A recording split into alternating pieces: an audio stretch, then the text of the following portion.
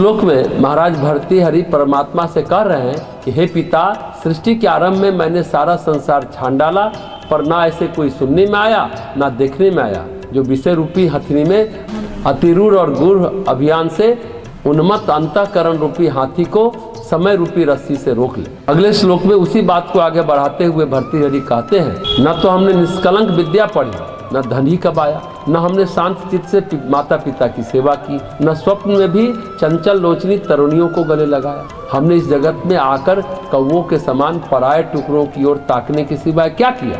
जिस व्यक्ति ने पेट भरने के लिए सदा दूसरों का मुंह ताका हो, जिससे न ज्ञान अर्जित किया हो, न माता पिता की सेवा की हो, न ही धन कमाकर सुख वैभव भोगे हो, उसमें और कौवे के जन्म में क्या अंतर है। कौवा भी सदा पेट भरने के लिए, पिंड दान आदि अन्न के लिए दूसरों का मुंह ताकते रहते। सच में जीवन को देखें तो हम सभी कौवों के भांति दूसरों के द्वारा दिए गए पिंडी के लोलुपता में ही समय बिता रहे। निष्कलंक विद्या हम नहीं पढ़ पाए। जीवन इस तरह से हो रहा है जो भर्तृहरि यही कहना चाहते हैं कि हम अपने को संभालें और अपने को सुधारें।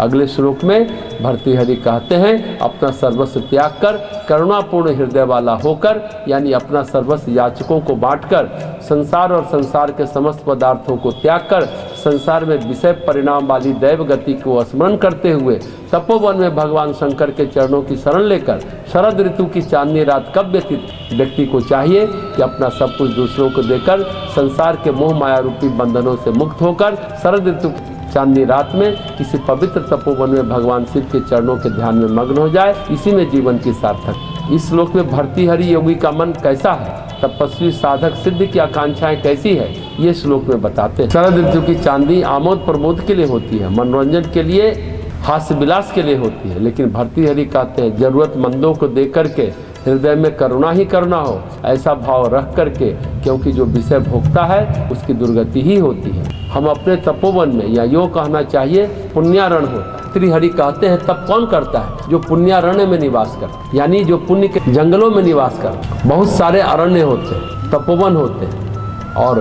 भर्तृहरि एक शब्द का प्रयोग करते हैं पुण्यारण्य, पुण्य का जंगल।